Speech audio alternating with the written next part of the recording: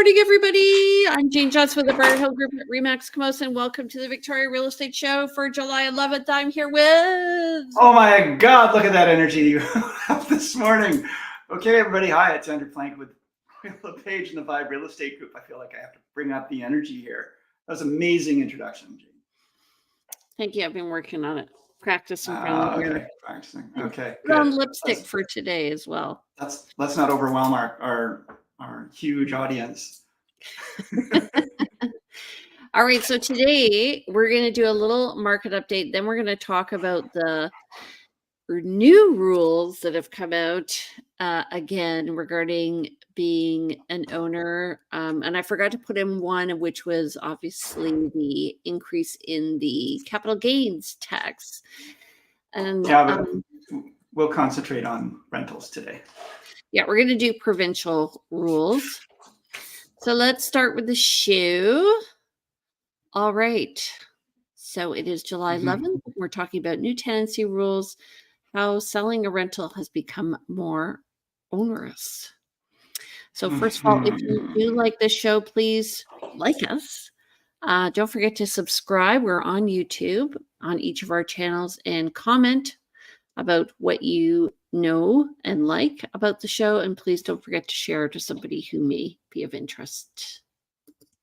Okay. Also comment about what you don't like about the show so we can do things to improve it. But we do appreciate your positive comments, of course.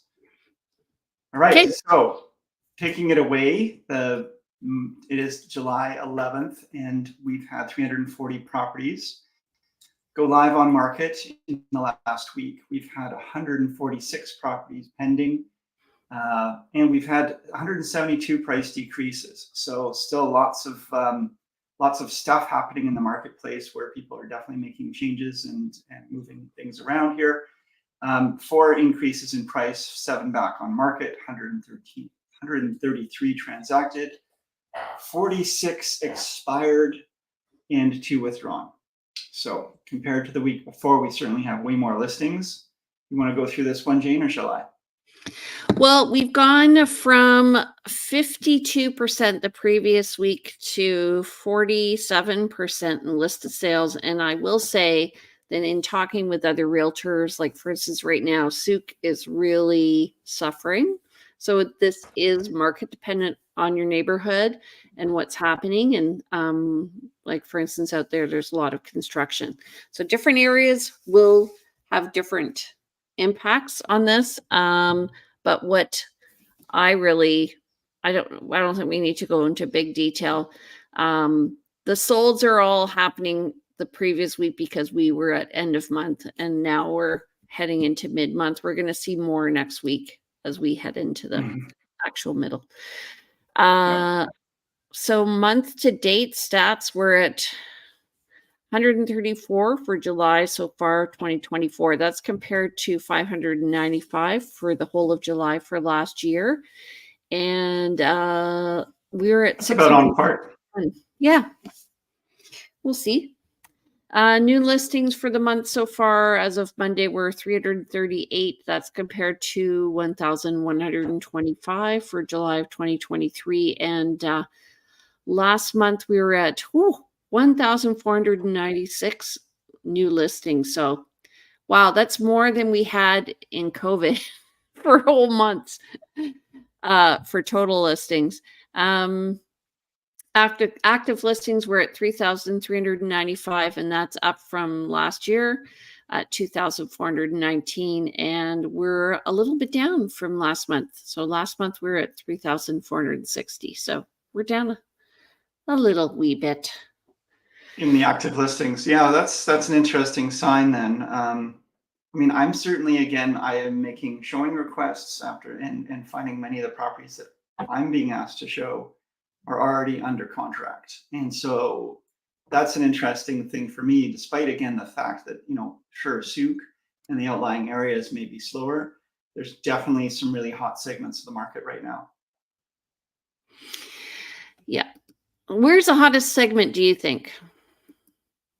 Well, again, so houses under $1 million, of course, right?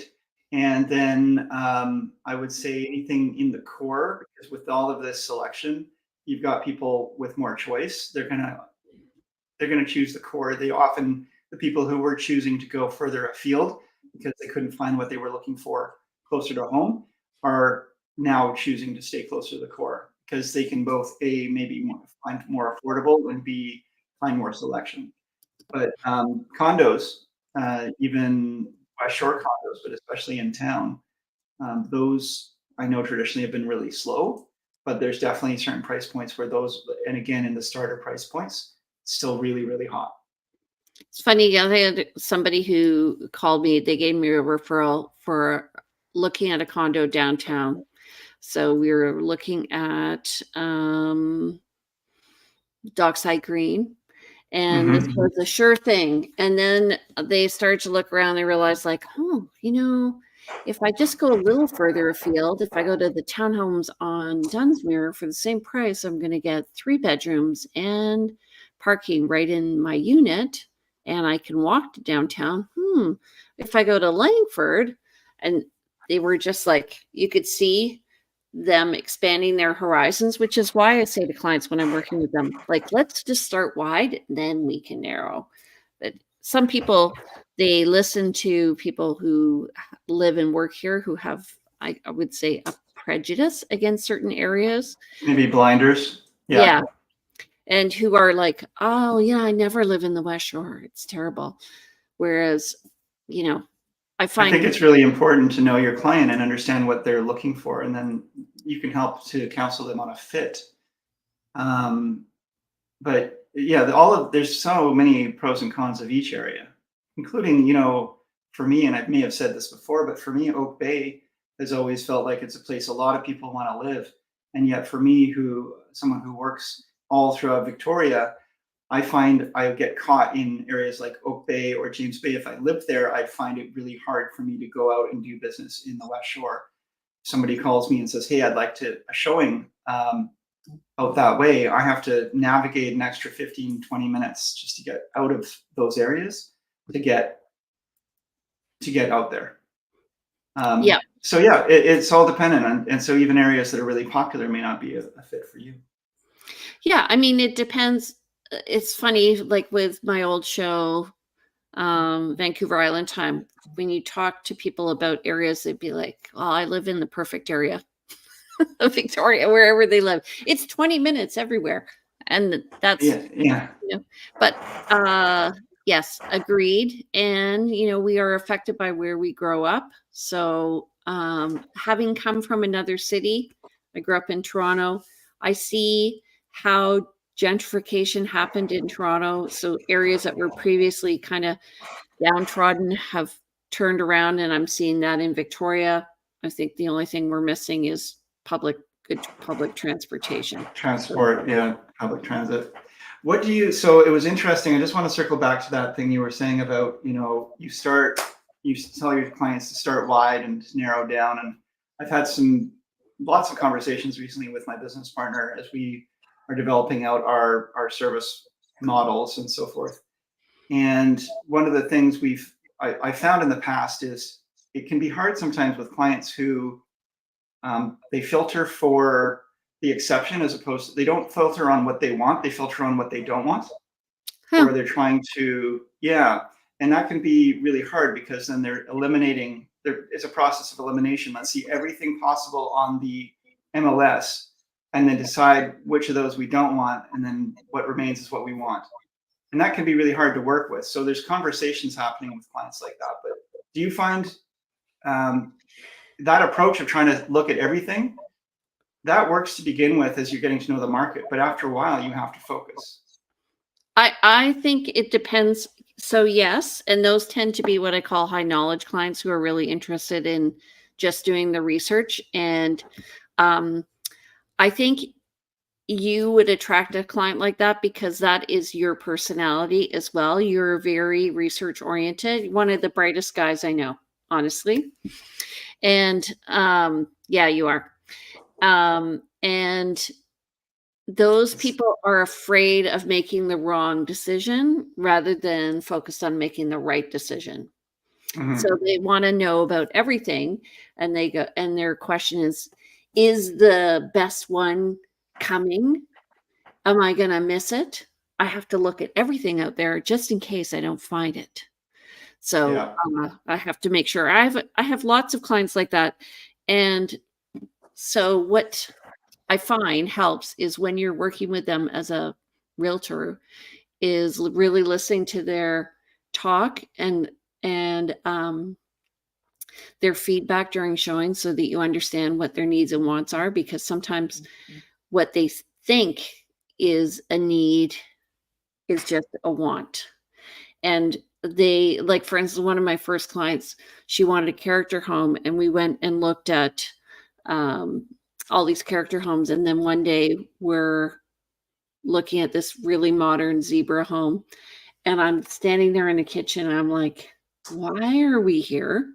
Mm-hmm. And she's like, well, I just wanted to see. Sometimes they need to just knock it off the list, right? Which is what you're saying.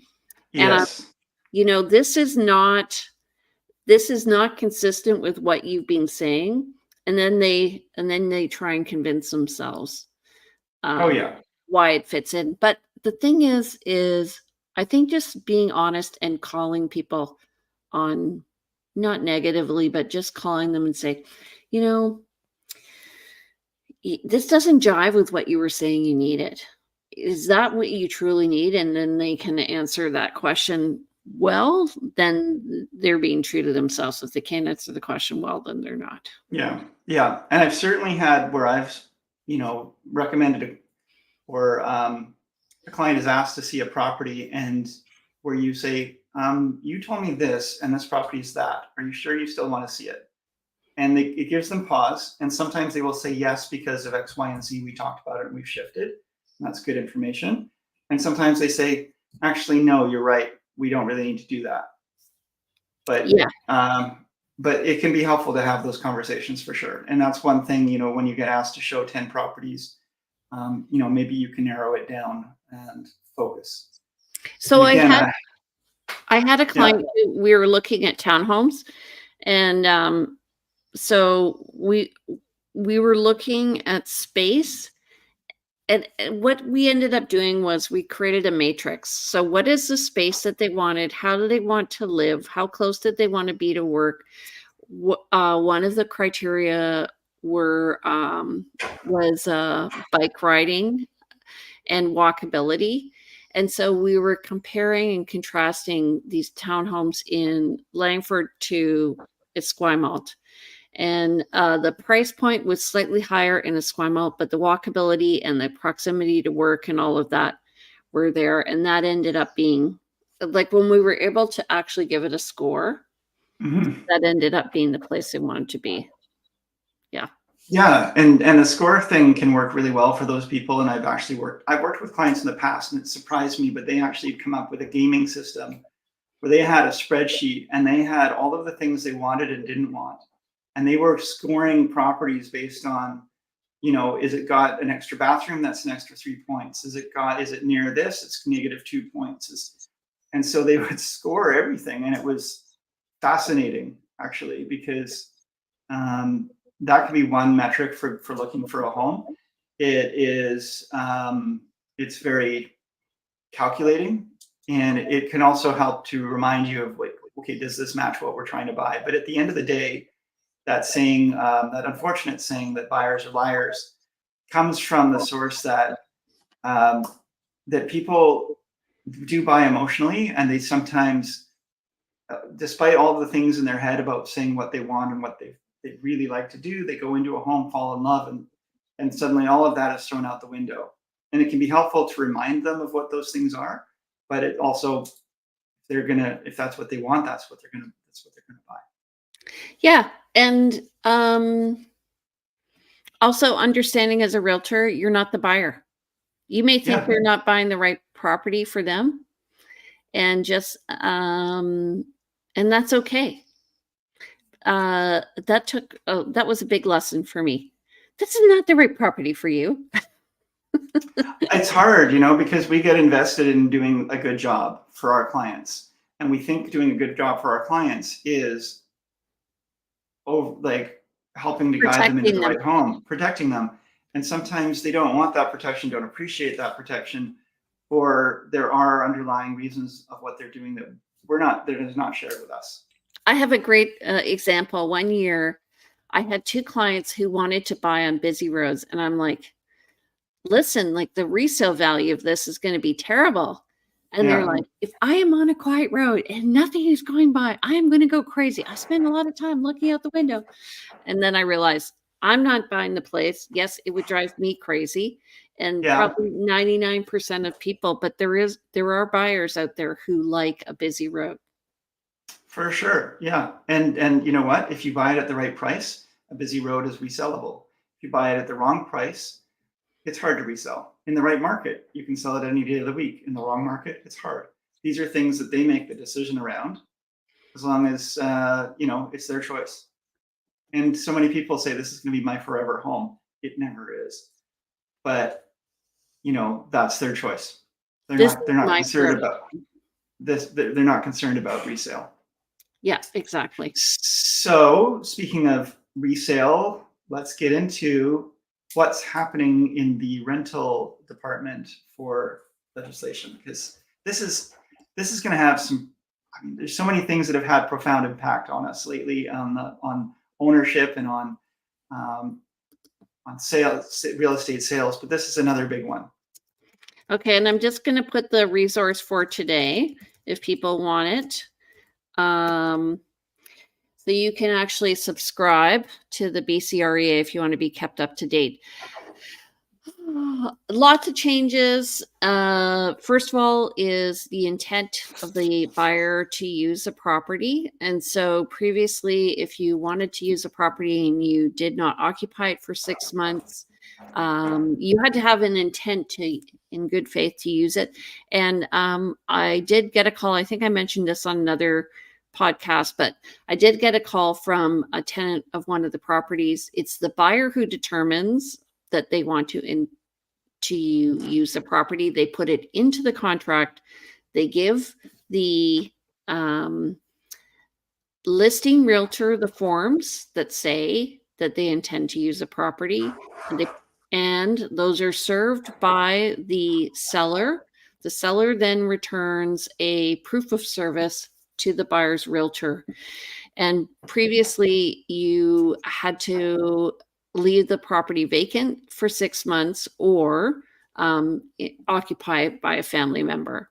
And now it's moved to 12 months. And if you do not occupy it, and if it is used other than for what that purpose was supposed to be, then they can claim up to 12 months.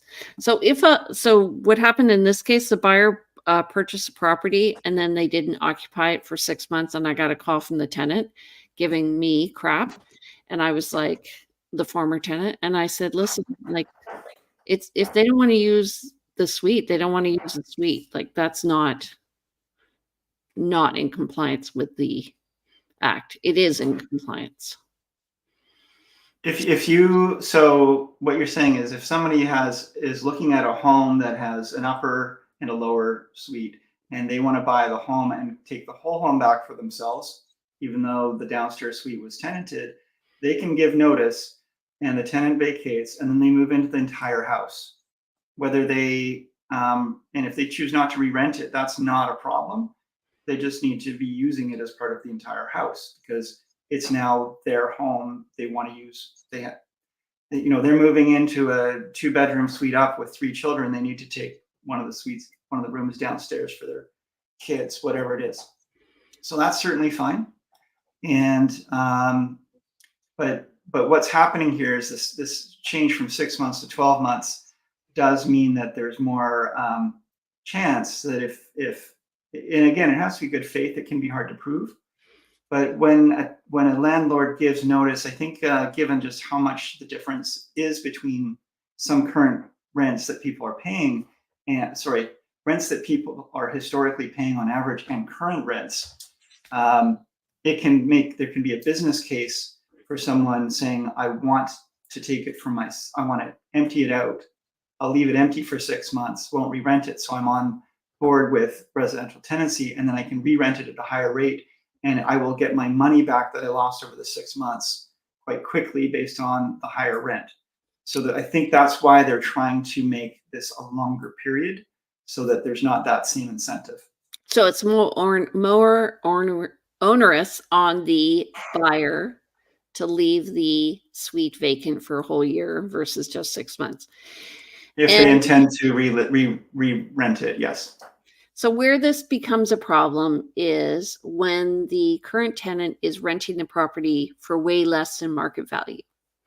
And so a buyer comes in and they go, you know what? They're only paying $800 a month, and the market value of this is $1,800 a month. We need to increase the rent here.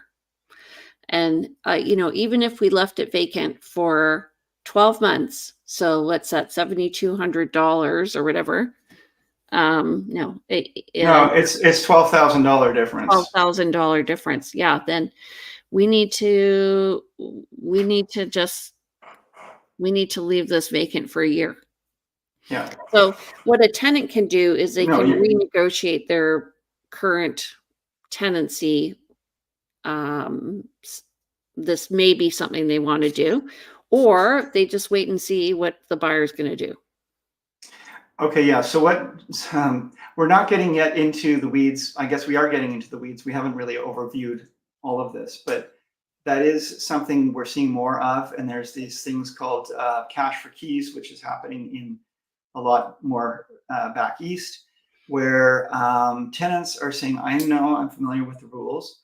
I know that this home is more valuable without a tenant in place, or at least more valuable without a tenant that's not paying market rent in place. So if you pay me X amount of dollars, I will leave, but only if I'm compensated. And that can be something that makes sense for everyone. There's also, yes, the fact that tenants, and I just was in a situation where we were offered on, we competed and lost. But we offered on a property that had a tenant down below who was paying under market rent, and she was aware that there was a chance somebody could buy the place, give notice, and take the whole space back for their purposes. And rather than having to move, she forecast to the other agent, to the listing agent, to the seller, that she would be interested in discussing a new rental agreement at a higher amount to insulate her against a buyer who was not wanting a tenant. So that would give her more chance of it selling to someone who was happy to take on a tenant. And it's interesting, this whole, how these things all evolve or people work around these things. But, we don't have the right as an owner to increase the rent more than the prescribed amounts. But there is the reality that when a home goes up for sale, there is a chance, unless there is a lease in place, that the tenant could be given notice because of landlord's use of property. Mm-hmm. So let's talk about, for me, the main change here in regards to us and doing business. Let's talk about these other ones. But the main change for me is this 4-month instead of 2-month. We're getting there. Yeah, we'll get there. Okay, so if you have a client or a tenant previously, I guess if they were a minor and then they became a major, or they reached age of majority, they were then added to the lease, you could increase the rent, and now you cannot do that. And I didn't know about that former rule, but it makes sense. I did not either. And I guess it does make sense. I guess the idea is that people should leave the nest once they get a certain age or start paying more rent. And in some ways that actually makes a lot of sense. Let's all, have a system where we're supporting ourselves. But just like if you have kids living at home and they reach a certain age, they can start paying rent. Yeah, exactly. To you, the homeowner, the mother and father. Yeah. Okay. This is big. Yeah, this is, so now if you're going to evict a tenant as of July 18th, which is in 1 week, you now have to use a web portal, and you have your BCID. You have to log in, and you have to fill out the notice to end tenancy. So you're declaring it publicly, and you have to have either a close family member moving in, or you're the purchaser, or a family member of the purchaser. You're not the purchaser, but you're doing it on behalf of a purchaser. Yes. Unless you're already the owner. But usually what happens is the purchaser asks the actual owner at the time before it's closed to give the notice. That's a good question, because who is making the statement? It would be the seller, just as we did before. As was always been, when you have, as you said earlier, you give notice as the buyer to the seller, you intend to occupy the property, and you've incorporated into your original purchase contract the provision that requires them to give that notice. Then the landlord, the actual landlord, gives that notice on behalf, and that hasn't changed. Yeah, interesting. But you're requiring the seller to go to this portal and do that. Now, if the seller is elderly, not very good with technology, and I'm actually curious about how this notice is then transmitted to the tenants, because in the past we had a time gap where, I know, we had a time gap where if you were to give notice and post it on a door, it wasn't considered given for 3 days. So I think this is just how it's generated, not how it's delivered. Okay. So then that adds extra grind and weight. We don't know yet. We haven't seen this portal, but I'm curious to know how it's considered actually given. I can tell you what's going to happen is the agent, a good agent, is going to sit with their client and help them through this and figure out how to generate the freaking forms so that we can do the job right. Yeah, and that puts us into our licensing puts us into an area where we're not licensed, because that is property management. Yeah. So there's some risks there. Anyway, all kinds of confusion there. The knock on of this is that it's now 4 months notice required instead of 2 months. So you go to the online portal, you make the notice, and now it's 120 days instead of 60 for notice. And what that means is, and that's from the notices, it's always a little confusing for people. 4 clear months. 4 clear months. So if your tenancy renews on the 1st of every month and you're given notice on the 3rd, then the notice is effective from the end of that month, starting for 120 days. So you've got the entire month from the 3rd on that doesn't count in those 4 months. Right. So this is really important when you're writing a contract for a buyer, is just to make sure that you give the notice at the right time. And you want it to happen at least 3 or 4 days before the end of the month, in case there is a delay in delivery. And then the tenant then now has moved from 15 to 30 days, and then the information will be on the form to dispute this notice. Yeah. And then the person moving in has to occupy that home for 12 months. Otherwise, if they have evicted somebody in bad faith, they have to pay 12 months rent to the displaced tenant.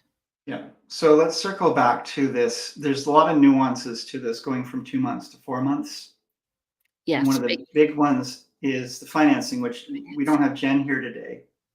But most buyers who are going to purchase a home, they want to buy a home, they want to be able to occupy it for themselves, let's say, and it has tenants in place. They are going to put a lot more thought into whether or not they're going to buy that tenanted home now, because number one, first of all, the longer you have in time between when you've contracted to buy and the closing, there's just room for chaos to happen. And anything can happen in the meantime. It makes it, there's just more room for things to go sideways, whether that's a change in your own job situation as the buyer or a change in the condition of the home and so forth. So most people like to have not that long of a gap between when they've contracted to buy and when they complete. And traditionally, people try to complete and get vacant possession. They don't want to complete with tenants in place. They don't want to have that transition period where they've now moved into a home. They maybe can't even move into that home because the tenants are there and they need that space. So the bank's not going to lend them money for a home until, like, they need to be able to get financing for that home. And most people have a rate lock, which is only good for 120 days. So now what I'm doing is I'm talking to my clients who are looking at tenanted properties that we need to have 180 days. And I think the banks are going to, do that. I don't know. I mean, that it puts a lot more risk on the banks too, because they're now subject to much more the vagaries of changes in the interest rates. Well, so I did ask. Or they'll charge more.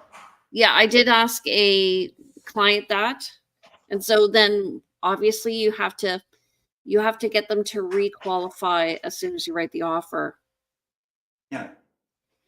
So the other side of this is, if you're a seller and you're required to give the 4 months notice, even with the 2 months notice, the tenant had the right, once they got that notice, to go and look for another place to live. And they can certainly give they can give notice to the landlord and leave. I think it's within 1 month.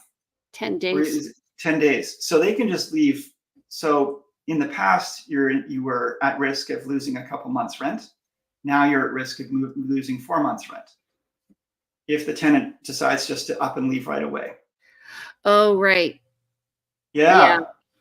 By the way, when they give 10 days notice, you have to pay the balance of the rent for that month back to the tenant.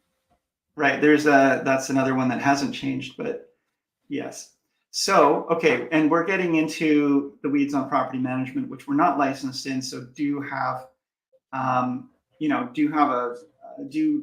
deep dive into this stuff if you're considering being a landlord, if you're looking at buying a tenanted property. This is the stuff that we are dealing with from the outside as we are helping people navigate these contracts to purchase. But these are some of the things you'll want to think about based on these changes. And again, as a landlord, now you may be contracting to sell to someone who's asking you to give notice to the tenant.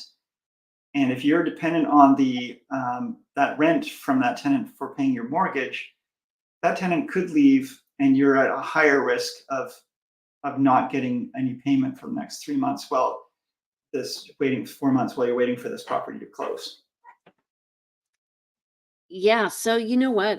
One thing I didn't notice if it changed or not was whether or not you give them last month's rent free, or if it's more than that now. I think it's still just 1 month's free. But they've been silent on that, so that won't have changed. Oh yeah, sure.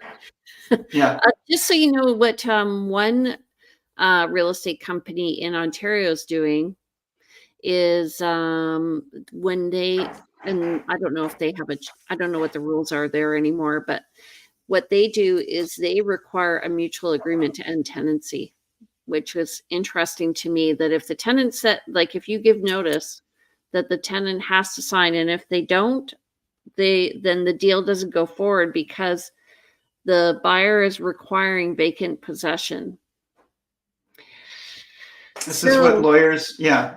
I've typically written my contract when a buyer is buying and they want to occupy a space that's got tenant in place. I write vacant possession as a term in the contract.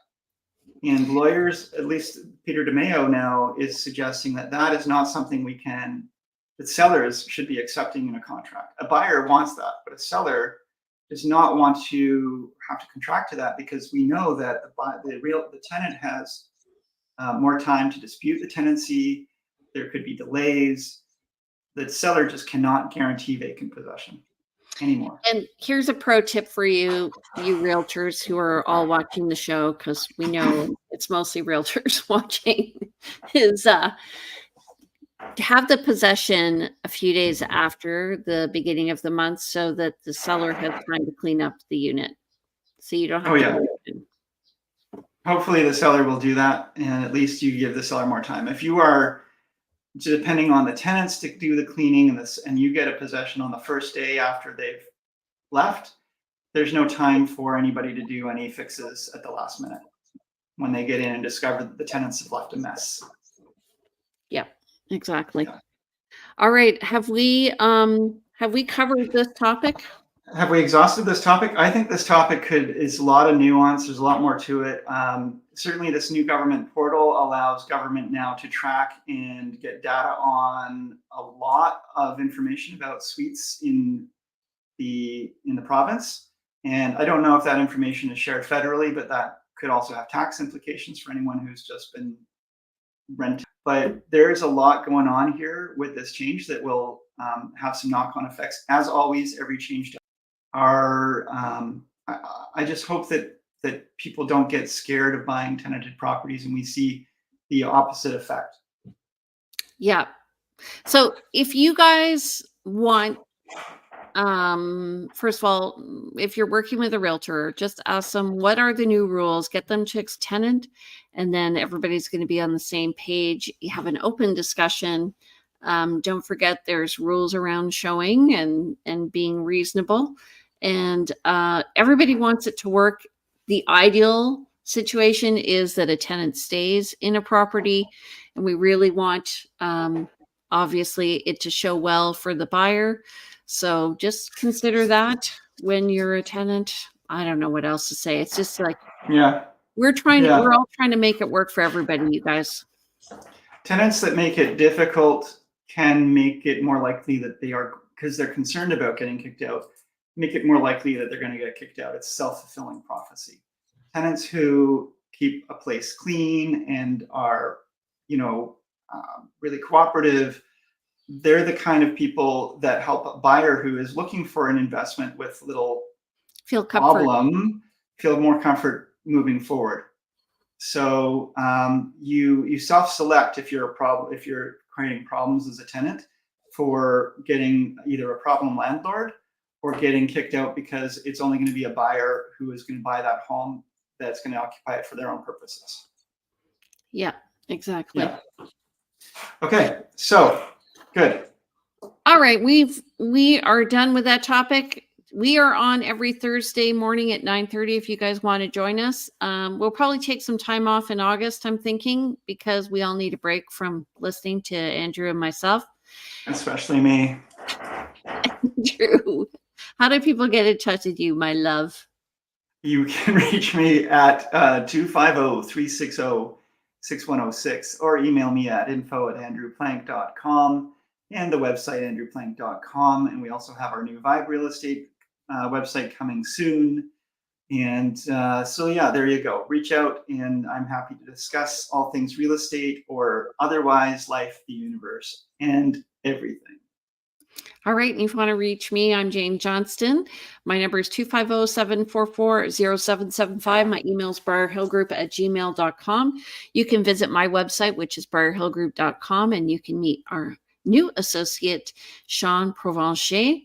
If you want to watch these shows and more, go to victoriarealestateshow.com. And don't forget to follow me on Instagram at realtyteacher_remax_Victoria or at Briar Hill Group. What the heck? Okay, you guys. So we'll see you next Thursday. If you have a topic that you want us to cover, let us know. Take care and have a great week. Enjoy the sunshine. Bye. Okay, fine. Bye, everybody.